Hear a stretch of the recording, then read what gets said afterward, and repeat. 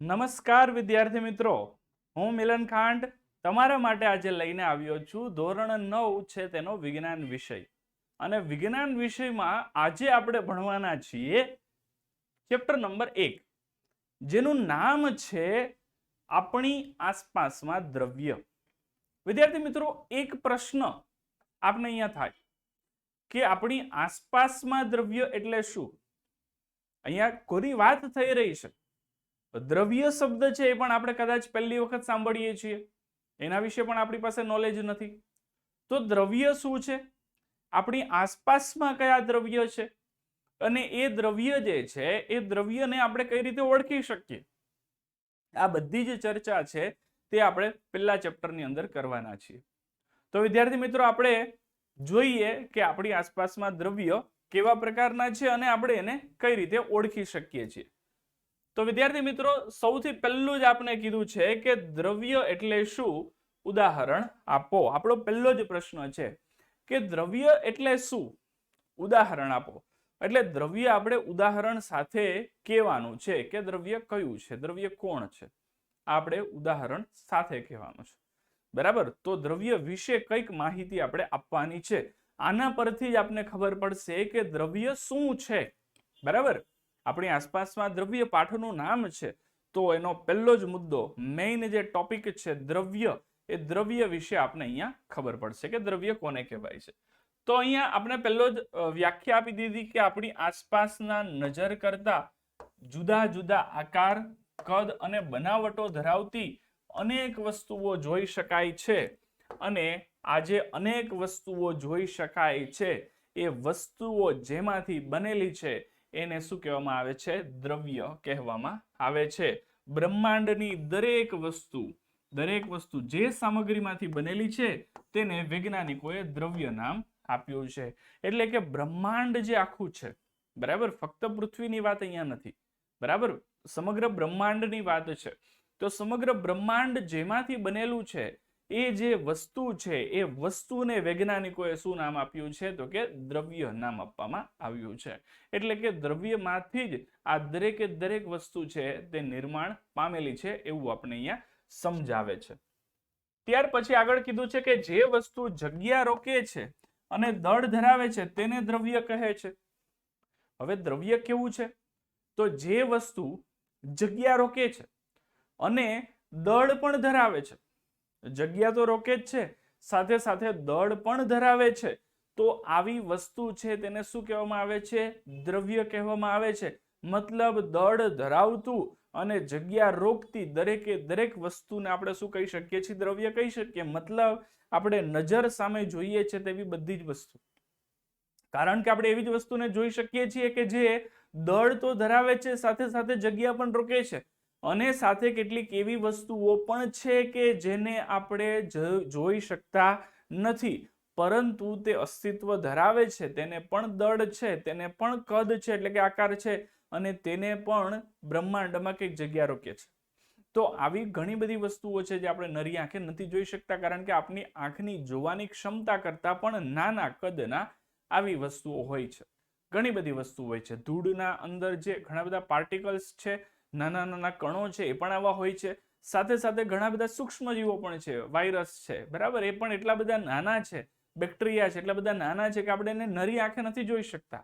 બરાબર, આપણે એને માઇક્રોસ્કોપમાં જોવા પડશે, સૂક્ષ્મદર્શક યંત્રમાં જોવા પડશે. અને એવા જે જોવા પડતા હોય તેવા દરેકે દરેક સજીવો છે એ શેમાં સમાવિષ્ટ થશે, તો કે દ્રવ્યમાં જ સમાવિષ્ટ થશે, કારણ કે તેઓ પણ દળ ધરાવે છે અને તેઓ પણ જગ્યા રોકે છે. તો આવી દરેક વસ્તુ છે તેને શું કહેવામાં આવે છે, દ્રવ્ય તરીકે ઓળખવામાં આવે છે.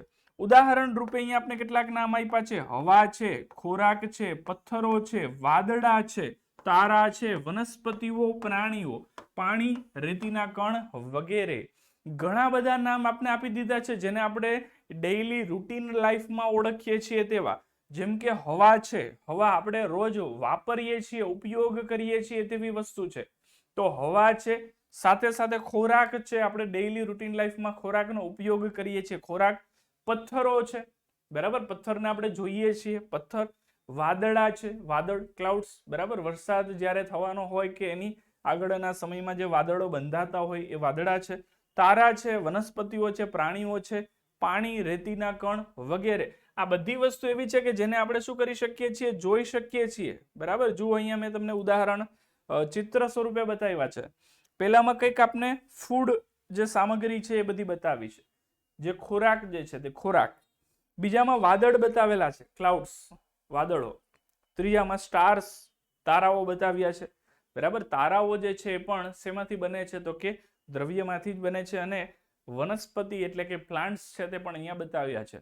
તો આવી વસ્તુઓ છે કે જે વસ્તુને આપણે જોઈ શકીએ છીએ, જે વસ્તુ કઈક જગ્યા રોકે છે, જે વસ્તુ દળ ધરાવે છે, એ દરેકે દરેક વસ્તુને આપણે શું કહીએ છીએ તો કે દ્રવ્ય તરીકે ઓળખવામાં આવે છે. તો આ થઈ ગઈ દ્રવ્યની સામાન્ય બાબત.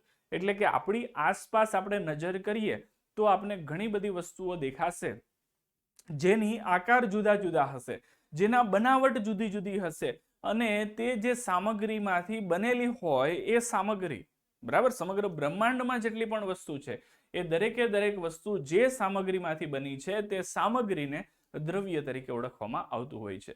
અને આ દ્રવ્ય છે એ કોને કહેવાશે તો કે જે દળ ધરાવે છે, અને સાથે સાથે કે જેઓ શું કરી રહ્યા છે તો કે દળ ધરાવવાની સાથે સાથે જગ્યા પણ રોકી રહ્યા છે, તેવા પદાર્થને આપણે શું કહીએ છીએ તો કે જે દ્રવ્ય છે તરીકે ઓળખીએ છીએ. ઉદાહરણ પણ આપણે અહીંયા કેટલાક આપ્યા: હવા, ખોરાક, પથ્થર, વાદળા, તારા, વનસ્પતિ, પ્રાણી, પાણી, રેતીના કણ વગેરે છે તે દ્રવ્ય તરીકે ઓળખવામાં આવે છે. ઓકે, તો દ્રવ્યની વાત છે તે આપણે અહીંયા ક્લિયર કરી દીધી છે. આગળ જઈએ તો આગળ આપણે અહીંયા આપેલું છે કે ભારતીય તત્વજ્ઞાનીઓ, અહીંયા પ્રાણી પણ આપેલું છે, રાઈટ, બરાબર, પ્રાણી, એક પ્રાણી પણ આપણે અહીંયા ચિત્ર સ્વરૂપે આપેલું છે. ઓકે, તો અહીંયા ભારતીય તત્વજ્ઞાનીઓ અને આધુનિક તત્વજ્ઞાનીઓએ દ્રવ્યનું વર્ગીકરણ કઈ રીતે કર્યું છે તે આપણે અહીંયા બતાવ્યું છે. એટલે કે ભારતના જે તત્વજ્ઞાનીઓ છે, બરાબર, તત્વજ્ઞાની એટલે કોણ તો કે જે પહેલાના સમયમાં વૈજ્ઞાનિકો હતા તે જ, પણ એ વખતે એને નામ તત્વજ્ઞાની આપેલું હતું. તો એ વખતના જે તત્વજ્ઞાનીઓ છે એ તત્વજ્ઞાનીઓ કે જે જૂના જ, બરાબર, અને આધુનિક વૈજ્ઞાનિકો, આ તત્વજ્ઞાનીઓ છે એ જ વૈજ્ઞાનિકો છે, પરંતુ આ જૂના જ, વર્ષો પહેલાના, અને આ આધુનિક એટલે કે હમણાંના છે, લેટેસ્ટ. તો આ બંને દ્રવ્યનું વર્ગીકરણ કઈ રીતે કર્યું છે, એટલે કે દ્રવ્યનું વર્ગીકરણ, દ્રવ્યને કયા કયા ભાગમાં વિભાજિત કરેલું છે. હવે દરેકે દરેક પદાર્થને તમે જુઓ ને તો એ અલગ અલગ રીતે બનેલા હોય, બરાબર. કેટલાક પદાર્થ ઘન સ્વરૂપમાં હોય, આપણે એને મતલબ જોઈ શકીએ, પથ્થર છે દાખલા તરીકે, પાણી છે સ્વરૂપ બદલાઈ ગયું, હવા છે સ્વરૂપ બદલાઈ ગયું. તો આવા કેટલા વર્ગીકરણ કરી શકાય, અને પ્રાચીન તત્વજ્ઞાનીઓએ કઈ રીતે વર્ગીકરણ કર્યું હતું, અને અત્યારના આપણા જે વૈજ્ઞાનિકો છે એને કઈ રીતે વર્ગીકરણ કર્યું છે, એ વાત આપણે અહીંયા સમજવાના છીએ. તો આપણે સૌથી પહેલી વસ્તુ કીધી છે કે પ્રાચીન કાળથી જ મનુષ્ય પોતાની ચોપાસની જે વસ્તુઓ છે એને સમજવાનો પ્રયત્ન કરતો આવ્યો છે. એટલે કે પ્રાચીન સમયથી જ, વર્ષો પહેલાથી જ, ભૂતકાળથી જ, બરાબર, જ્યારે મનુષ્ય છે તે હજુ કદાચ આટલો બધો વિકસિત નહોતો જેટલો આજે છે, બરાબર. તો એ સમયથી જ મનુષ્ય શું કરી રહ્યો છે, મનુષ્ય વ્યાકુળ છે પોતાની ચોપાસ એટલે કે પોતાની આસપાસની જે વસ્તુઓ છે એ વસ્તુઓને સમજવાનો પ્રયત્ન કરતો રહ્યો છે કે ભાઈ એની આજુબાજુ શું છે, આ બધી વસ્તુ કેવી રીતે બની છે, ક્યાંથી આવી છે, આપણી શું કામની છે, કઈ રીતે આવી છે, અને એ વસ્તુની અંદર શું છે, આ બધું જ જાણવાનો પ્રયત્ન મનુષ્ય પ્રાચીન સમયથી, આદિકાળથી કરતો આવ્યો છે. એટલે ઘણા સમય પહેલાથી મનુષ્ય આ ક્રિયામાં સંકળાયેલો છે, આ ક્રિયામાં જોડાઈ ગયેલો છે, કે જે ક્રિયા વર્ષોથી છે તે થતી આવી રહી છે. ભારતના જે પ્રાચીન તત્વજ્ઞાનીઓ છે એને દ્રવ્યનું મૂળભૂત 5 તત્વોમાં વર્ગીકરણ કર્યું છે, 5 તત્વોમાં વર્ગીકરણ કર્યું છે, અને જેને શું કહેવામાં આવે છે તો કે પંચતત્વ તરીકે ઓળખવામાં આવે છે. જે 5 તત્વોમાં વર્ગીકરણ કર્યું છે તેને શું કહેવામાં આવે છે, પંચતત્વ. પંચતત્વ કહેવાય છે જે 5 તત્વોમાં વર્ગીકરણ કરવામાં આવ્યું છે તે. હવે આ વર્ગીકરણ કોણે કર્યું છે તો કે જે પ્રાચીન ભારતના તત્વજ્ઞાનીઓ છે, બરાબર. એટલે કે ભારતના પ્રાચીન તત્વજ્ઞાનીઓ જે વર્ષો પહેલા હતા તેની વાત છે, અત્યારની નહીં. અત્યારના તો આધુનિક વૈજ્ઞાનિકો કહેવાય, તત્વજ્ઞાનીઓ કહેવાતા નથી. એ સમયે નામ તત્વજ્ઞાની હતું. તો આવા તત્વજ્ઞાનીઓએ દ્રવ્યને મૂળભૂત 5 તત્વોમાં વર્ગીકરણ કર્યું છે, 5 વિભાગ પાડ્યા છે, 5 ભાગ પાડ્યા છે. અને એ 5 તત્વોમાં જે વર્ગીકરણ કર્યું હતું એને શું નામ આપવામાં આવ્યું છે? પંચતત્વ તરીકે ઓળખવામાં આવ્યું છે. શું છે આ પંચતત્વ? તો આ પંચતત્વ છે વાયુ, પૃથ્વી, અગ્નિ, આકાશ અને પાણી. 5 નામ યાદ રાખવાના છે વિદ્યાર્થી મિત્રો આપણે. કયા કયા છે? વાયુ છે, પૃથ્વી છે, અગ્નિ, આકાશ અને પાણી. વાયુ, પૃથ્વી, અગ્નિ, આકાશ અને પાણી. આ 5 તત્વો જે છે એમાં એને વર્ગીકરણ કરેલું હતું પ્રાચીન ભારતના વૈજ્ઞાનિકોએ. બરાબર, કે આ 5 જે છે એ તેઓના મત મુજબ દરેક સજીવ કે નિર્જીવ વસ્તુ છે એ આ 5 મૂળભૂત તત્વોની જ બનેલી છે. આવું પ્રાચીન ભારતના વૈજ્ઞાનિકોએ કહી દીધેલું. ત્યારે એ લોકોએ એ સંશોધન કરી દીધેલું કે પૃથ્વી પર જેટલી પણ વસ્તુ એ પછી સજીવ હોય તો પણ ભલે, નિર્જીવ હોય તો પણ ભલે, અને ફક્ત પૃથ્વી નહીં પરંતુ સમગ્ર બ્રહ્માંડમાં જેટલી પણ વસ્તુ છે કે જે સજીવ હોય તો પણ ભલે, નિર્જીવ હોય તો પણ ભલે, એ સમગ્ર વસ્તુ શેમાંથી બનેલી છે? તો કે એ વાયુ, પૃથ્વી, અગ્નિ, આકાશ અને પાણી. આ 5 જ વસ્તુમાંથી બનેલી છે, 5 જ તત્વોમાંથી બનેલી છે, જેને વૈજ્ઞાનિકો એટલે કે જે પ્રાચીન તત્વજ્ઞાનીઓ હતા એને પંચતત્વ નામ આપેલું. તો આ પંચતત્વ પરથી જ સમગ્ર જીવ સૃષ્ટિ છે, સમગ્ર નિર્જીવ સૃષ્ટિ છે કે પછી સમગ્ર બ્રહ્માંડ છે તે અસ્તિત્વમાં આવ્યું છે એવું આપણે કહી શકીએ છીએ. બરાબર, એટલે કે સમગ્ર બ્રહ્માંડ બનવા માટે આ પંચતત્વ છે તે જરૂરી છે, અથવા તો આ પંચતત્વ જ જવાબદાર છે કે જેના લીધે સમગ્ર બ્રહ્માંડ અસ્તિત્વમાં આવ્યું છે. તો બ્રહ્માંડ બનવાના મૂળભૂત પાયામાં આ પંચતત્વ છે એવું પણ આપણે કહી શકીએ. અને એવું પણ કહી શકીએ કે સમગ્ર બ્રહ્માંડમાં આ પંચતત્વ સિવાય બીજી કોઈ વસ્તુ છે જ નહીં. અને જો છે તો એ બધી મિશ્રિત છે, કે આમાંથી જ બનેલી છે, આમાંથી જ ઉદ્ભવ પામેલી છે. તો આવું હોઈ શકે છે. બરાબર, થોડુંક ડિટેલમાં જોઈએ તો સમજી જઈએ કે વાયુની વાત કરી છે એટલે કે વાયુ તો બધા હોઈ શકે, આ વાયુની વાત છે. બીજી વાત પૃથ્વીની છે એટલે કે પૃથ્વી આખી આવી ગઈ, એની અંદર જેટલા પણ તત્વો છે બધા આવી ગયા. અગ્નિની વાત કરી એટલે કે આગ, અગ્નિ. આકાશની વાત કરી, આકાશ. અને પાણી, બરાબર, પાણી જે છે તે. તો આ પંચતત્વોમાંથી જ સમગ્ર જીવસૃષ્ટિ, નિર્જીવ બધું બનેલું છે. પણ એ વખતે વૈજ્ઞાનિકોની જે સમજ હતી એ કેટલી હતી? એ વખતે તત્વજ્ઞાનીઓ છે એની સમજ કેટલી હતી? તો સમજ તો ઘણી બધી હતી કદાચ, પરંતુ એ લોકો પાસે ઉપકરણો ઓછા ઉપલબ્ધ હતા. તે લોકો જોઈ નતા શકતા કે આકાશ, તો આકાશ કહી દીધું છે અહીંયા, એક પંચતત્વમાંનું તત્વ ગણાઈ દીધું આકાશને. પણ આકાશ શું છે? તો આપને હવે ખબર પડી ગઈ છે કે આકાશમાં પણ જેમ પૃથ્વી એક ગ્રહ છે એમ અન્ય પણ ઘણા બધા ગ્રહો છે. જેમ સૂર્ય એક તારો છે કે જે આપણે પ્રકાશ ઉર્જા આપે છે, એવી જ રીતે બીજા ઘણા બધા તારાઓ છે. તો આ આકાશ જે નામ આપી દીધું એના પણ કદાચ વધુ વિભાજિત ભાગો છે તે પડી શકતા હોત જો એ વખતે એ લોકો પાસે કદાચ વધારે ટેકનોલોજી અવેલેબલ હોત તો. બરાબર, પણ એ વાત છે એ જૂની છે એટલે આપણે એમાં વધારે ડીપમાં નહીં જઈએ. આપણે આટલી વસ્તુ છે એને પકડી રાખીએ છીએ કે જે જૂની વાત છે એ વૈજ્ઞાનિકોએ કરેલી, પ્રાચીન તત્વજ્ઞાનીઓએ કરેલી, એને આપણે એક્સેપ્ટ કરી લઈએ છીએ કે ચાલો એ વખતે જે એ લોકોએ કીધું હોય તે, એ લોકો એની જે સમજ હતી, એ લોકોએ જેટલું સંશોધન કર્યું એ મુજબ આપણે માહિતી આપી અને એ માહિતી આપણે સમજી ગયા. પછી જો વાત કરીએ તો ગ્રીક તત્વજ્ઞાનીઓ જે છે એને પણ દ્રવ્યનું આ જ પ્રમાણે વર્ગીકરણ કર્યું હતું. હવે આ જે વાત આપી હતી એ પ્રાચીન ભારતના તત્વજ્ઞાનીઓએ આપી હતી. બરાબર, પણ એ સમયે જે પ્રાચીન સમયની આપણે વાત કરીએ છીએ ને ત્યારે જે ભારતના તત્વજ્ઞાનીઓ જે હતા એવી જ રીતે ગ્રીસના પણ તત્વજ્ઞાનીઓ હતા. ગ્રીસના, અને એ લોકો ગ્રીક લોકો કહેવાતા હતા એટલે ગ્રીક તત્વજ્ઞાની કહેવાય, જેમ ભારતના ભારતીય કહેવાય તે રીતે. તો ભારતીય તત્વજ્ઞાનીઓએ જે માહિતી આપી હતી એવી જ કંઈક માહિતી એ સમયે ગ્રીકના તત્વજ્ઞાનીઓએ પણ આપેલી હતી, એટલે કે ગ્રીક તત્વજ્ઞાનીઓએ પણ આપેલી. તો આ જે માહિતી હતી એનો અર્થ એવો થયો કે ત્યારે બંનેના અલગ અલગ સંશોધનો ચાલતા હતા. ભારતના તત્વજ્ઞાનીઓના સંશોધનો અલગ ચાલતા હતા, ગ્રીકના તત્વજ્ઞાનીઓના અલગ સંશોધન ચાલતા હતા, પરંતુ બંનેના સંશોધનો આ વાત પર આવીને અટકી ગયા, સેમ થઈ ગયા. બરાબર, એક જ સરખા થઈ ગયા. અને એના ઉપર સ્ટોપ થઈ અને એ લોકોએ એક જ સરખી માહિતી છે તે પબ્લિશ કરી દીધી હતી, એટલે કે કહી દીધી લોકોને કે ભાઈ આ પંચતત્વમાંથી જ સમગ્ર બ્રહ્માંડ છે તે અસ્તિત્વમાં આવેલું છે.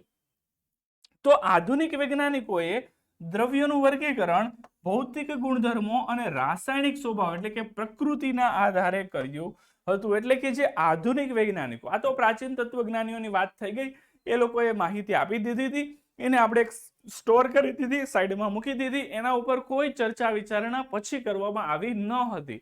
પરંતુ આધુનિક વૈજ્ઞાનિકો જ્યારે અસ્તિત્વમાં આવ્યા અને જ્યારે એને દ્રવ્ય વિશે સંશોધન કરવાના શરૂઆત કરી, ત્યારે એ લોકોએ શું કર્યું તો કે એ લોકોએ એક વસ્તુ કરી કે દ્રવ્ય છે એનું વર્ગીકરણ છે એ ફરીથી કર્યું.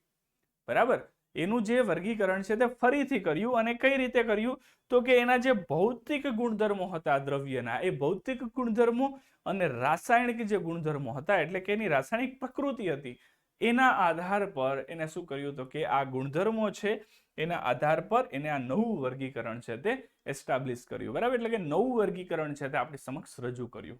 હવે એ વર્ગીકરણ કઈ રીતે હતું તો એ જ વર્ગીકરણ વિશે આપણે આ પાઠમાં જોવાના છીએ, એના વિશે જ ડિટેલમાં ચર્ચા કરવાના છીએ કે ભાઈ રાસાયણિક રીતે દ્રવ્ય કઈ કઈ પ્રકારના હોઈ શકે, ભૌતિક રીતે દ્રવ્ય કયા કયા પ્રકારના હોઈ શકે, એ બધી જ ચર્ચા, એ બધી જ વાત છે તે આ પ્રકરણની અંદર આપણે ભણવાના છીએ.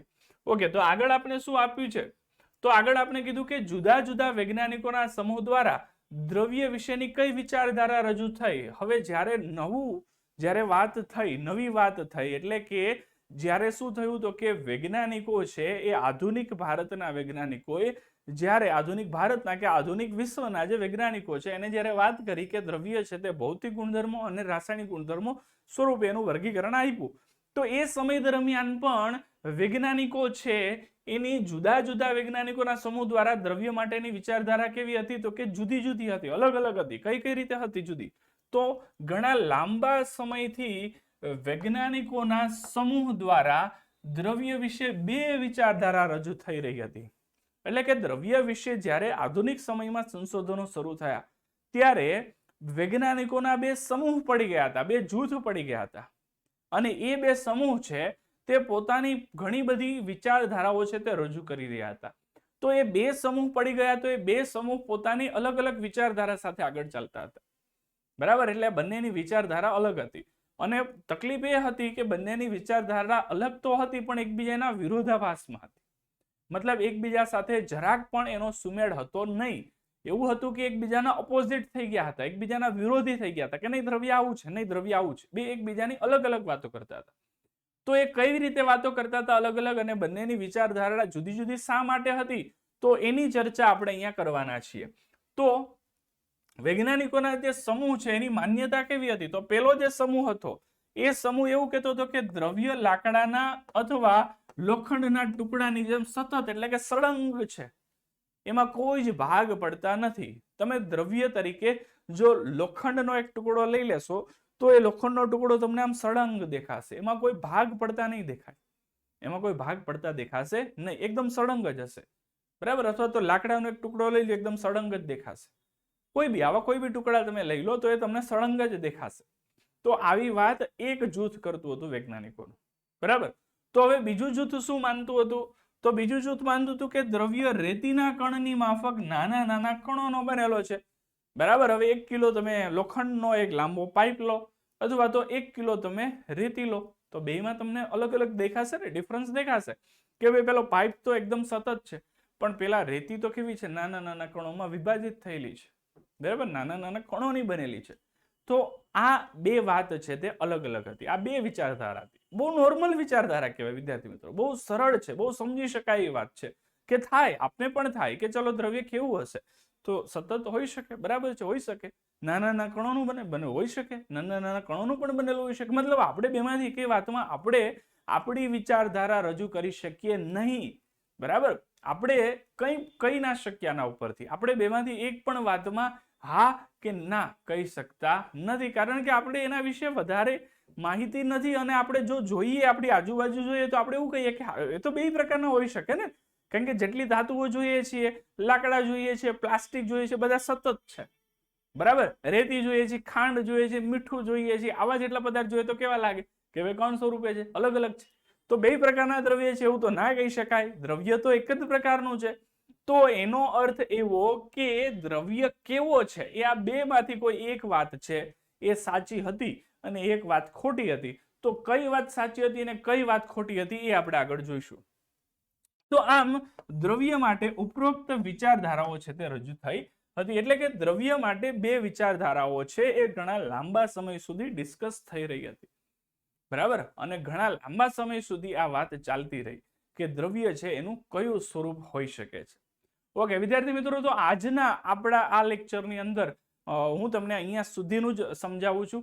આગળ જ્યારે પણ આપણે વાત કરીશું ત્યારે આ ચેપ્ટરના જે મુખ્ય બીજા ટોપિક્સ છે એના ઉપર પણ આપણે ડિસ્કશન કરવાના છીએ.